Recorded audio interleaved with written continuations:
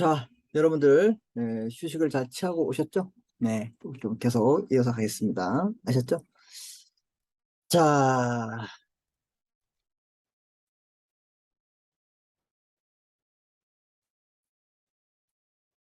자, 우리 계속 이제 좀 보시면 이 법학의 기초로 해서 이제 행위 능력, 법률 행위, 의사 표시,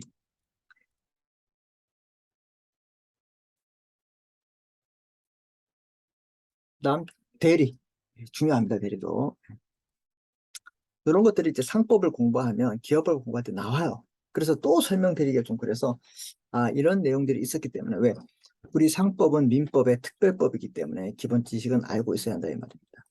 이해되셨죠? 그다음에 대리의 종료했고 무효 취소 여기서 이제 우리가 알아야 될 건 무효가 어떤 건가 내용하고 그다음에 무효의 종류 취소 무효 사유 그다음에 취소 사유 이런 것들을 여러분이 알고 있는 게 중요하다 이 말입니다. 이해되셨죠? 네. 자, 그다음에 이제 소멸시효가 나오는데 시간적 효력에 의해서 그 권리가 소멸되는 것, 소멸시효랍니다. 그러면 반대가 뭐예요?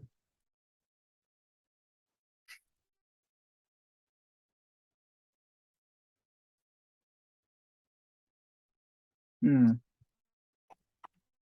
취득시효 또는 시효 취득이라겠죠. 반대.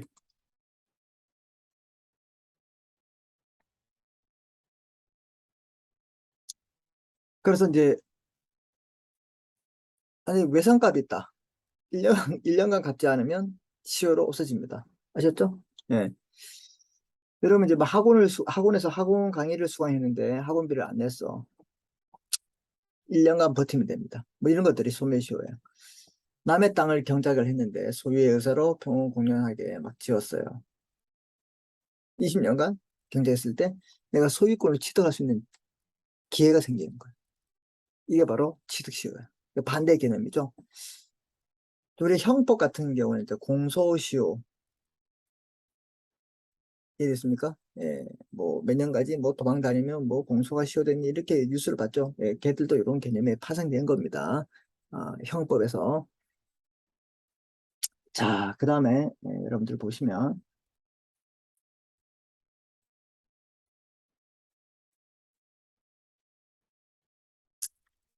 자, 특정한 사실 상태가 일정한 기간 이상 계속되는 경우 그 상태가 진실한 권리관계에 합치되는지 묻지 않고 그 상태 그 사실 상태를 종주해서 그대로 권리관계를 인정하는 법제도를 말하고 있습니다. 그래서 오랜 동안 계속되어 온 일정한 사실 상태예요. 뭐 법률 상태가 아니라 뭐야? 뭐 돈 안 갚은 상태 이해됐죠? 예. 대한 신뢰를 보호하고 10년간 내가 돈을 달라지 않네. 그럼 그냥 그 기회가 박탈되는 거죠. 거래의 안정과 사회 질서의 안정을 위하여 시간의 경고로 인해서 정당한 권리 관계에 대한 증명이 어려움을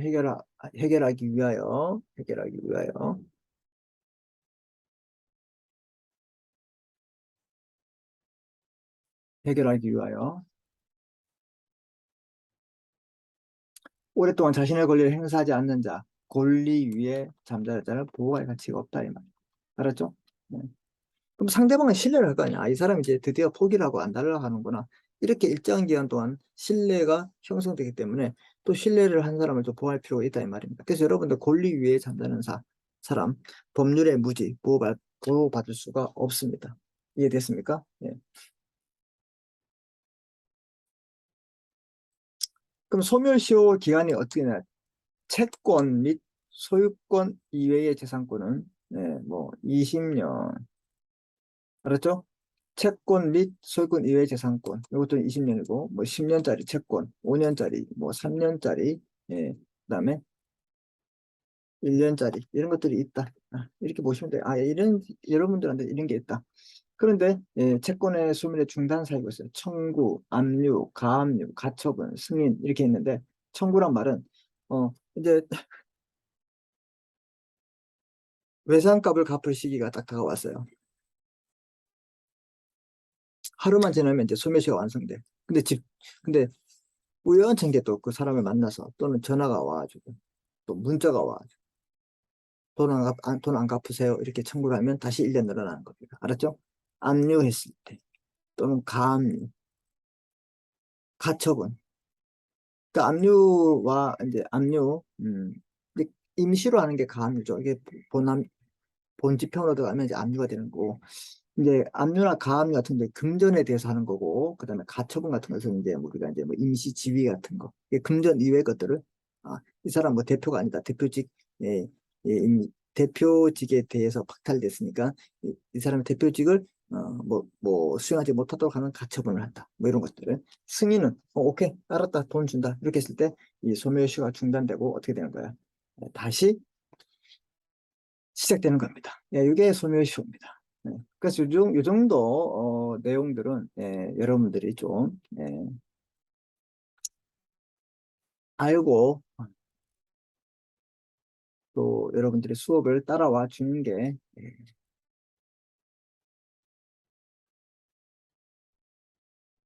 좋다.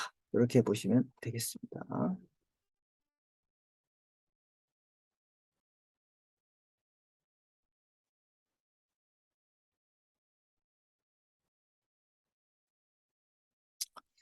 자, 그 다음에 이제 우리가 이제 이어서 할 게 바로 이제 상행에 대한 특칙을 이제 공부합니다. 그래서 이제 법학에 기초를 했고 이제 본론적인 수업을 또 갈 건데 이 수업에 대한 자료를 제가 좀 띄우겠습니다. 띄우고 이제 여러분들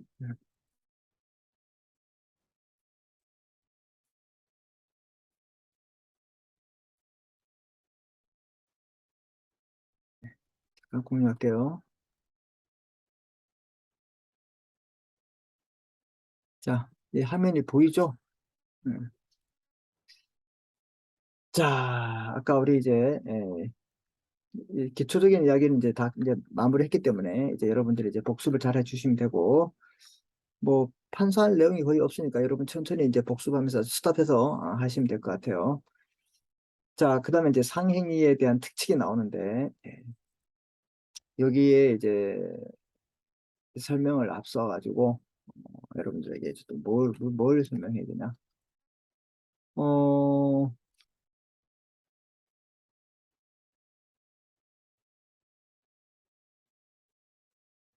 이 상법, 총칙에서 우리 배웠던 내용들이 있었어요. 여러분 안 배웠습니다. 상인, 상업 사용인, 그다음에 상호, 그다음에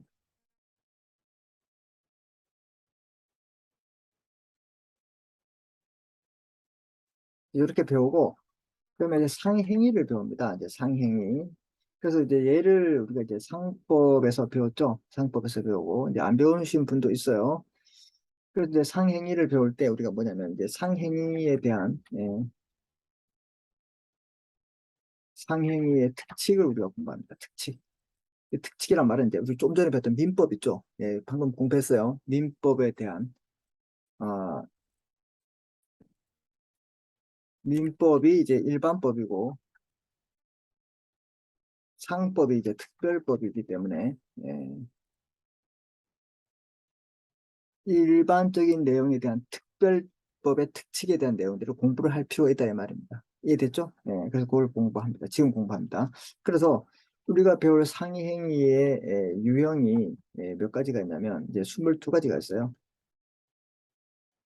22가지가 있는데 이 상행위의 유형 22가지가 있어요.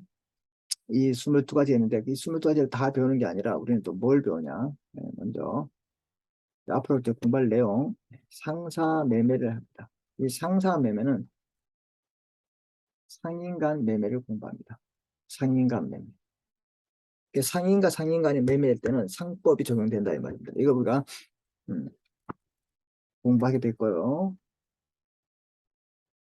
그리고 이제 두 번째 뭘 배우냐면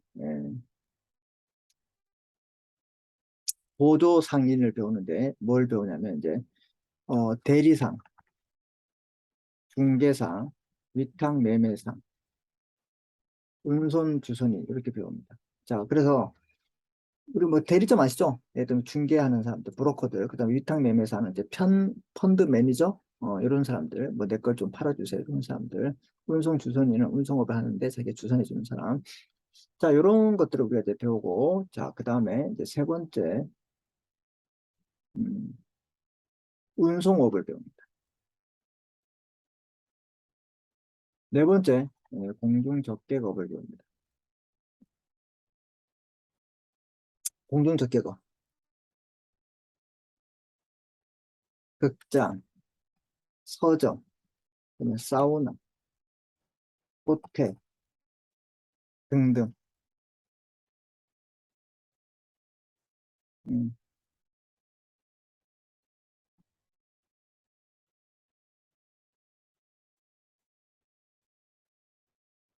식당, 아, 등등. 손님들이 오는 곳, 이런 걸 공중적격이에요.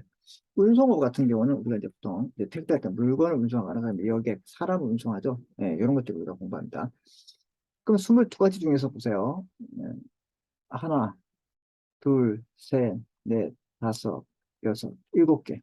예, 일곱 개를 공부하고, 그 다음에 이제 다섯 번째 창고업을 공부합니다. 창고. 근데 우리 물류 같은 센터에서 이제 보세요. 우리 이삿짐을 하더라도 이삿 날이 맞지 않으면 물건을 보관해야 되잖아. 그 창고업 같은 게 좀 수출하기 위해서는 어, 그 수출업에 대한 뭐가 필요해? 또 물건을 보관할 때 필요하죠. 그런 것들을 말하고 있습니다. 네. 그 다음 신종 상행위를 공부합니다. 이게 뭐 리스, 그 다음에 프랜차이즈, 음, 그 정도? 팩토리가 있는데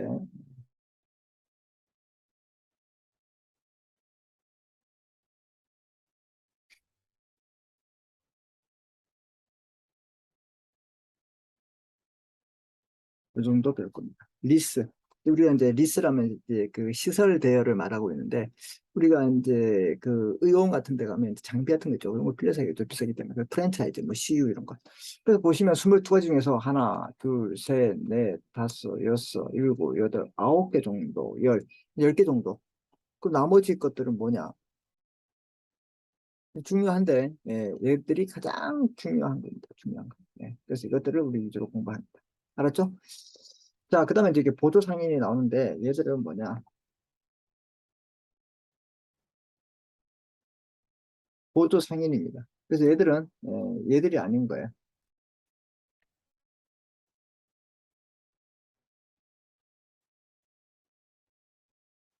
상업 사용, 지배인들이 아니죠. 예, 그래서 얘들은 이제 상인으로 보고 있습니다. 그래서 우리가 이제 내년부터는 이제 상법 하면 이제 얘들을 이렇게 먼저 배우고 이제 기업법을 배워야 되겠어요. 제가 괜히 분류했는데, 기업법에는 진짜 회사법만 공부하고 이렇게 해야 될 것 같아요. 예. 그럼 또 내년에 상법을 듣는 분은 또 이거 복습할 수가 있겠네? 그럼 또 그렇잖아, 또. 아, 모르겠어요. 일단은, 예. 우리 이거 상법에서 했고, 이번 학기에는 이제 요거 합니다. 요거 하고 회사법. 그래서 이제 앞으로 배울 내용은, 예, 이번 학기에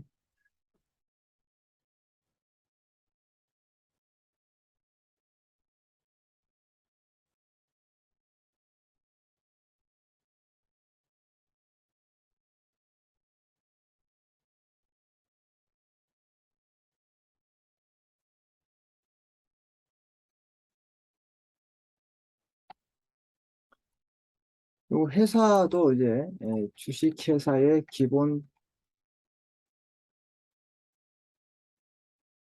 기본적 이론을 합니다. 그 다음에 나머지 이제 함명, 합자, 이완, 이완 책임, 이런 회사의 이론들을 간단하게 공부할 겁니다.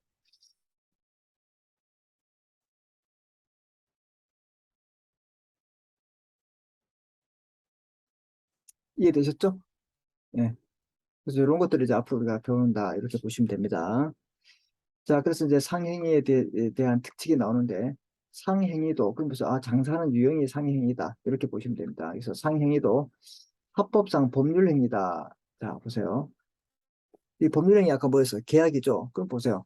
여기 상행위, 매매하고, 대리해주고, 중개하고, 위탁해주고, 여행하고, 공중원격도 창고, 프랜차이즈, 다 이게 계약이야. 다 계약이야. 그럼 뭐야? 다 계약이기 때문에 이런 상행위도 법률 행위이기 때문에 이제 이래서 이게 무슨 말인지 아시겠죠? 민법의 규율을 받는다.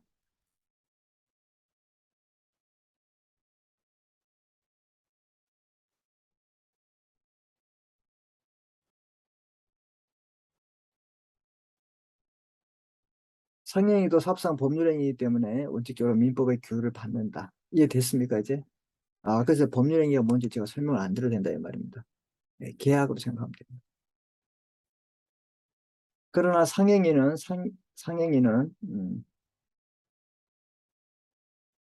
항인의 영리행위라는 특성을 가지기 때문에 이 영리성, 이윤 추구를 분배해야 되겠죠.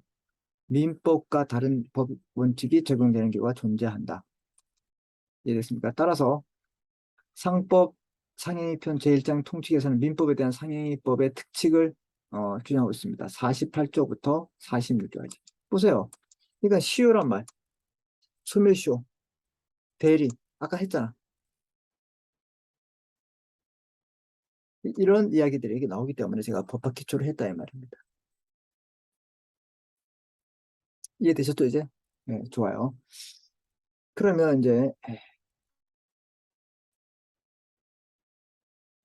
여기에 이제 기본 아까 했던 거 좀 보시고 민법이란 과목이 있는데 얘는 뭐가 있냐? 민법 총칙이 있어요. 그 민법 총칙에서 뭘 배우냐? 예, 이 아, 자연인, 법인, 법률행위, 그다음에 무효 취소, 아까 배웠던 거, 무효 취소 또 뭘 배우냐? 소멸시효 이런 것들 배워요. 그다음에 이제 물권을 배웁니다. 물권. 그래서 물권은 이제 소유권. 소유권 아시죠? 소유권 제일 중요한 게 소유권. 그다음에 이제 음, 담보 물권에서 유치권이 있어요. 유치권 이런 것. 그다음에 채권이 있습니다. 채권에 관한 내용들 우리가 이제 공부할 겁니다. 그래서 민법은 여러분의 민법 총칙 물권 채권이 있는데 이게 민법이다 보니까 상법에서는 얘에 대한 특칙들이 있다. 그래서 이제 특칙을 배우는 겁니다. 특칙을 배운다. 그래서 이제 민법 총칙에 대한 특칙, 상사 대리의 비현명주의. 우리 아까 공부한 거 있죠? 네, 보세요. 대리가 있죠, 대리. 이렇게 대리 아까 공부했잖아. 아까 그 얘가 누구냐? 삼촌이 임대차 계약을 하죠. 그래서 대리인이다. 그럼 대리는 법령에 친한데 여기에서 우리가 잠깐 앞으로 좀 와보세요. 찾아보세요. 그럼 여기서 B는 C가 물을 거 아니야.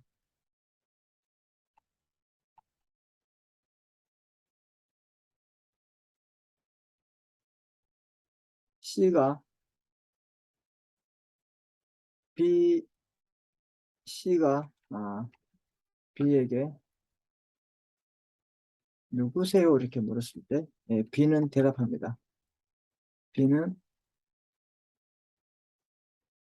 저는 A의 대리인 B입니다. 이렇게 합니다. 요걸 내가 A의 대리인 B라는 걸 나타냅니다. 요걸 뭐라 그러냐? 요걸 우리가 현명주의다.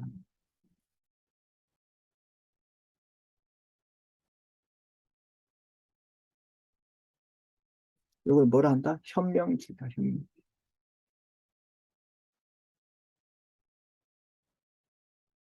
요걸 현명주의랍니다. 아셨죠? 요걸 현명주의.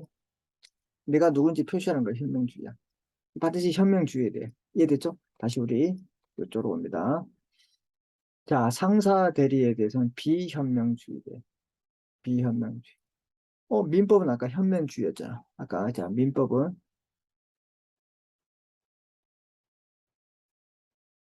현명주의인데 이건 비현명주의예요. 아셨죠? 비현명주의.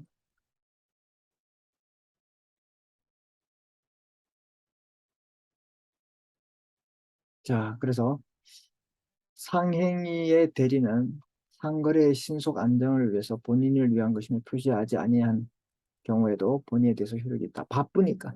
그래서 이건 상거래는 신속 안전이다. 이걸 반드시 기억합니다. 신속 안전이란 말은 상거래는 늘 같은 사람하고 반복적으로 하잖아. 예. 장사하는 사람에게 늘 반복적으로 돈을 빌려주고 돈을 받고 그다음에 물건을 빌려주고 물건을 받고 이렇게. 근데 내가 누구 대리냐 한 번만 하면 되지 계속 할 필요 없다 이 말이야.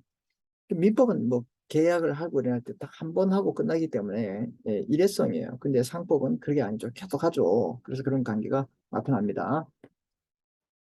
그래서 대리는 상거래의 신속 안전을 위하여 본인을 위한 것임을 표시하지 아니한 경우에도 본인에 대해서 효력이 생긴다. 다만 본인임을 알지 못한 때 본인 또는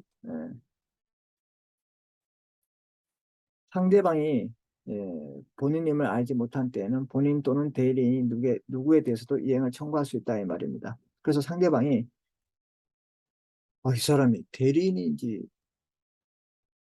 누군지 모르겠어. 음, 이럴 때는 어떻게 한다? 아무에게 청구할 수 있다. 이것은 민법의 현명주의에 대한 예외를 할 수 있다. 민법은 항상 어떻게 된다? 예,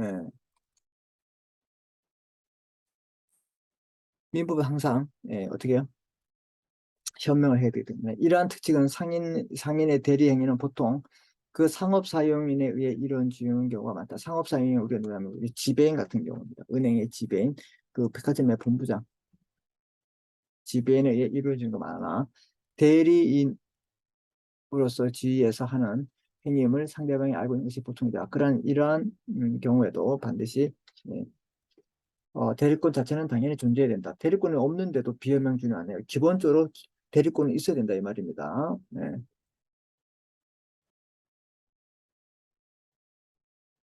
대리권은 있어야 한다. 네, 이렇게 보시면 되고.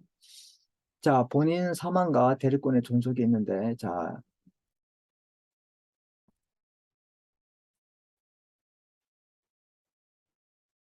아유, 또, 그냥 합시다. 예, 보세요.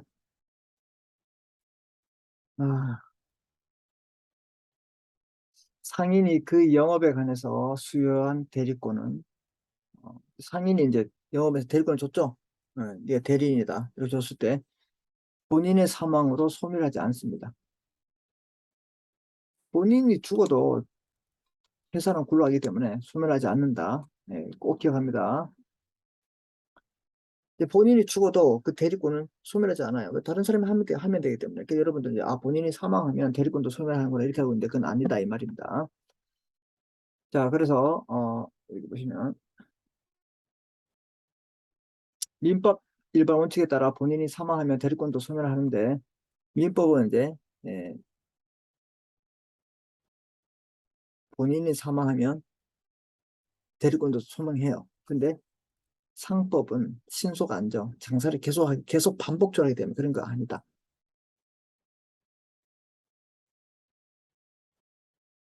이러한 민법 원칙에 따라 상업 사용인이나 그 대리인이 상법상원이나 대리상의 권한이 본인의 사망으로 인해 당연 소멸한다고 하게 되면 그 상속인이 대리권을 수여할 때까지 기업 활동이 중단될 수밖에 없다 이 말입니다.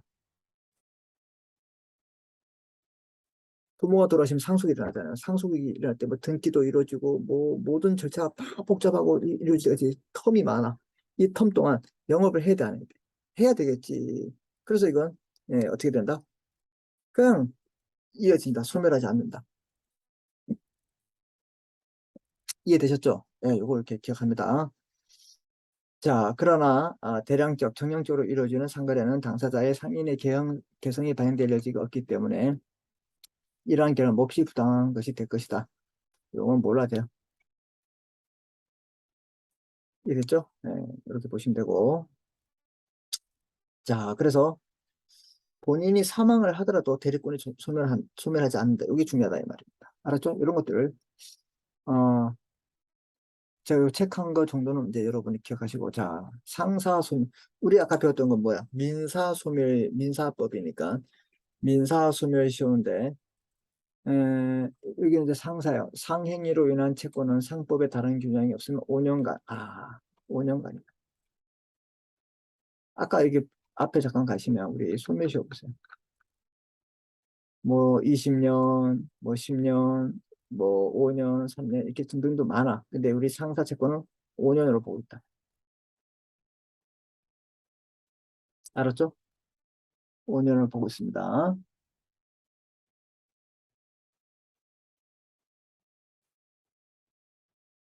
그러나 다른 법령이 이보다 단기의 시효 규정을 있을 때는 그게 뭐 3년도 있을 수 있고 1년도 있겠죠. 합니다. 이 규정은 법률관계의 신속한 종결을 위한 규정이고 상결에는 대량적으로 이루어지기 때문에 발생한 법률관계를 신속히 종결해야 할 필요성이 있다 이 말입니다. 네. 시효를 단축시킨 것이다. 알겠죠? 뭐 20년 장사하는데 20년이면 되겠어요? 이 5년도 깁니다. 뭐 1년 뭐 이렇게 해야죠. 6개월짜리도 있어요. 되게. 그래서 6개월짜리 있는 게 되게 우리 특이하다. 그래서 단기 규정이 있을 땐 그 규정이 나옵니다. 더 짧으면 예로서 상법 121조, 22조 이렇게 일단 1년이고 보증금 청구권 이런 건 3년, 뭐 2년, 3년, 뭐 1년 이런 것도 있고 특히 6개월짜리도 있어. 6개월도 있다. 대리상, 공중제격은 6개월짜리도 있다. 이런 것들 기억합니다. 짧다.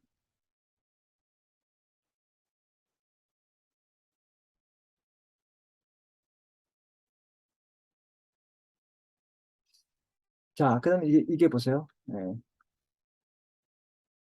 이거 보시면 민법 총칙에 대해서는 이제 비연명주의고 본인 사망이 해도 존속하지 않고 소멸시효가 짧고 3년, 5년인데 더 짧을 수 있다. 1년짜리 있고 6개월짜리도 있고 그죠? 이렇게 된다. 뭐 어렵지 않죠, 여러분? 이렇게 보시면 되고.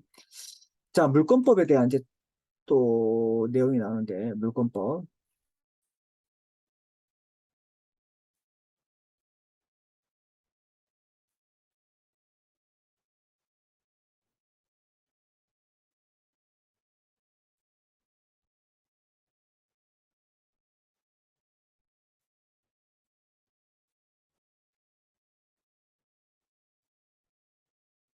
이상하네.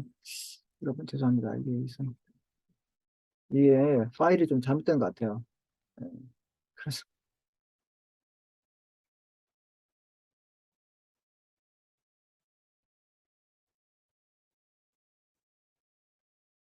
자, 여기 보시면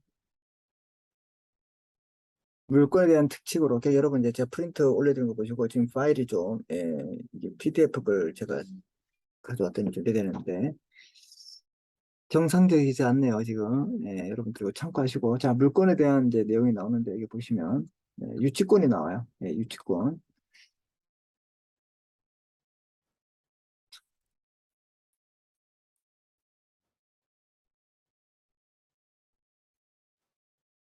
큰일 났네, 이거.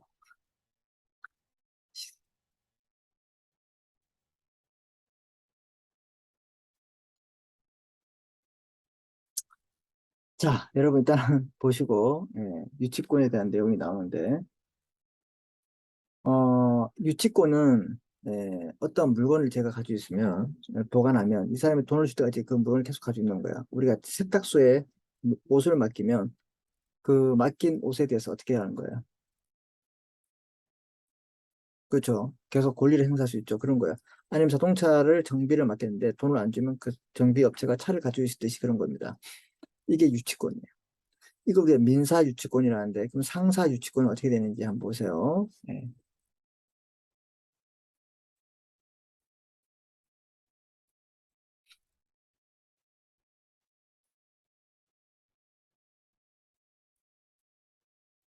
자, 보시면 이제 유치권이란 타인의 물건을 점유하고 있는 자가, 타인의 물건을 점유하고 있는 자가 그 물건에 관하여 발생한 채권을 변제받을 때까지 그 물건을 유치하고 이로써 채권의 변제를 간접적으로 간주하는 방법이다. 이게 무슨 말인지 아시겠죠? 자, 보세요. 타인의 물건을 점유하고 있는 자가 그 물건에 관하여, 이게 가장 중요한 게 물건에 관하여 결련성이다.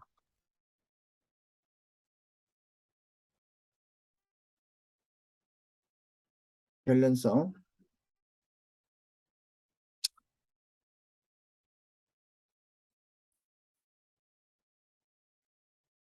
자, 내가 이제 세탁소에 세탁물을 맡겼다.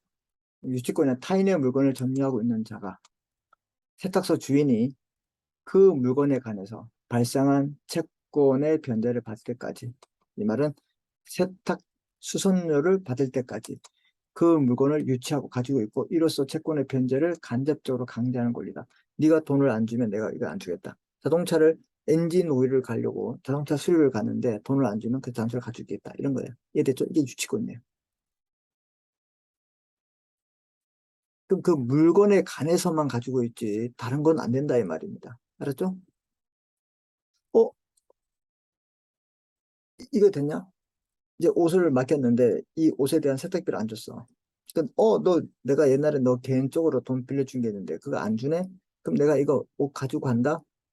이런 거 유지를 계약. 이건 안 됩니다. 알았죠? 네. 민법에선 그래요. 근데 상법에선 그게 가능하다 이 말이에요. 자, 그래서 자, 상법에서는 상인 간의 상행위로 한 채권이 변제기에 있는 때에는 채권자는 변제를 받을 때까지 그 채무에 대한 상행위로 인해서 자기가 점유하고 있는 채무자의 소유 물건 유가증권을 유치할 수 있고 당사자 간에 다른 약정이 있으면 그러하지 아니합니다. 이러한 규정은 상사 채권의 물적 담보를 강화하기 위해서 유치권 요건을 완화하고 있다 이 말입니다.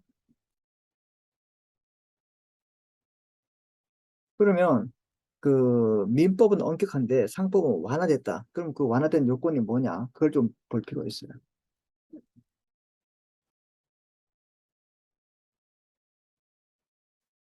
채권자, 채무자 모두 상인이어야 합니다. 유치물은 물건 또는 유가증권, 유가증권. 물건 아시죠? 유가증권 뭐야? 어음수표 같은 거예요. 네. 한정됩니다. 이는 민법과 동일합니다. 그러나 유치물이 채무자 소유의 것이어야 합니다. 다른 사람 것은 아닙니다. 즉 민법상 유치권은 누가 소유권을 갖느냐 무관하게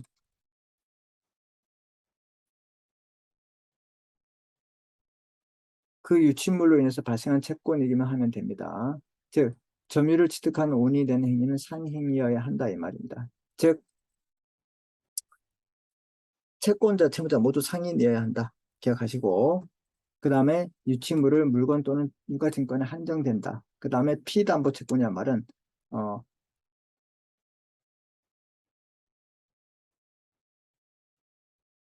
다, 담보를 맡겼 세탁비 요걸 말하고 있습니다. 세탁비 쉽게 말하면 알았죠? 요것이 상인 간의 상행에 대한 채권이어야 하는 거예요. 알았죠? 네, 맡겼기 때문에 받는 거.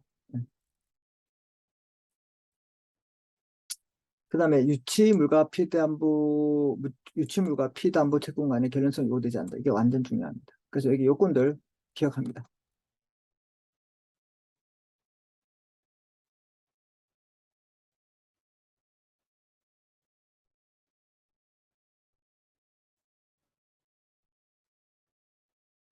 민법상 유치권은 피담보 채권이 채권자 점유하는 목적물에 관한 생긴 것일 때 인정되고, 즉, 이 세탁물에 대고 있는데, 상사 유치권은 목적물이 채무자 소유일 것이며, 그 결론 관계를 묻지 않아요. 그 채무자 소유이면 돼요. 쉽게 말해서 내가, 에, 냉장고 맡기였는데, 그 보관료를 안 줬다. 근데 옆에 보니까 냉장고뿐만 아니라 농기계가 있었다. 이 농기계에 대한 그 관련성도 서로 이 채권자, 아, 채무자 거면 관계없다 이런 뜻입니다. 그래서 여기에 나와 있는 이 예를 들어 보시면 됩니다. 운송업과 창고업을 동시에 운영하는 A가 자, 운송업도 하고 창고업도 동시에 하고 있어요. 무슨 말인지 아시겠죠? 누가 A가 운송 주선인 B로부터 TV 운송을 의뢰받아 이를 이행했어요. 왜 의뢰받았을까요? 운송주선인 B로부터 운송업을 하기 때문에. 자, A는 운임채권을 갖게 됩니다. 그죠? A가 B로부터 운송물을 의뢰받아 이를 이행했어요. 그러면 받았죠. 그런데 그 전에 B가 A에게 냉장고 임시시킨 사실이 있다고 할게요. 이게 무슨 말인지 이해되시죠? 운송업과 창고업을 동시에 해요. 누가? A가 합니다. 그 운송업은 물건을 나르겠죠. 그럼 운임이 발생하고 창고업은 임치이기 때문에 임치료가 발생한다 이 말이에요. 이해됐습니까? 자, 그런데 A가 운송 주소인 B로부터 TV 운송 계약을 의뢰받아 이행하였다면 B로부터 뭘 받는 거야? 또 운임 채권을 가질 수 있어. 이해됐죠? 그 다음에 그런데 그 전에 B가 A에게 냉장고를 임시시킨 사실이 있었다. 운임 채권도 가지고 있고 또 B에게 뭐 임치받은 물건도 있다 이 말이야. 그 권리자예요. 누가? A가. 이해됐죠? 자, A는 운임 채권을 가지고 B의 냉장고에 대하여 유치권을 행사할 수 있다.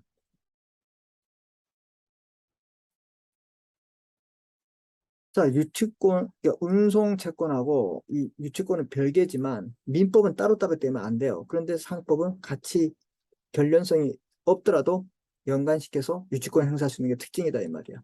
이해됐어요? 네.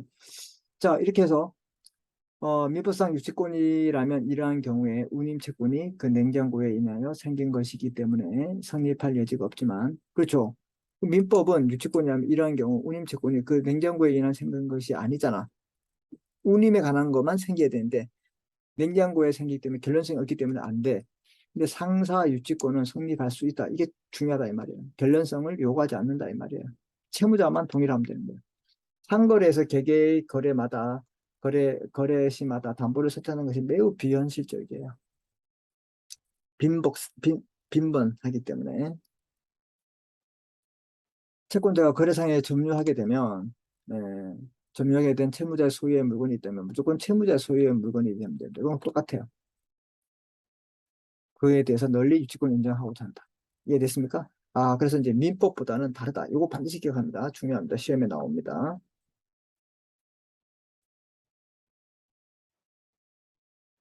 알았죠? 네. 자, 이렇게 하고, 여기 나머지 부분들 우리가 대면 수업에서 제가 좀 빨리 좀 진행하도록 하겠습니다. 아셨죠? 네. 그래서 다음에, 오늘은,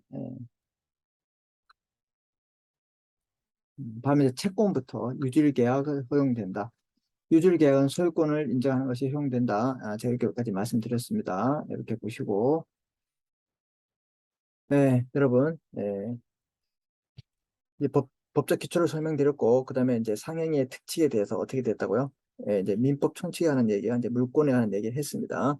아, 유실계약은 소유권을 인정할 수 있겠느냐? 인정할 수 있다 이 말입니다. 거기까지 말씀드렸고, 다시 복습할 때 제가 말씀드리고, 아, 오늘 수업은 여기까지 하겠습니다. 네, 우리 그러면 다음에 대면 수업에서 뵙겠습니다. 복습 잘 하시고요.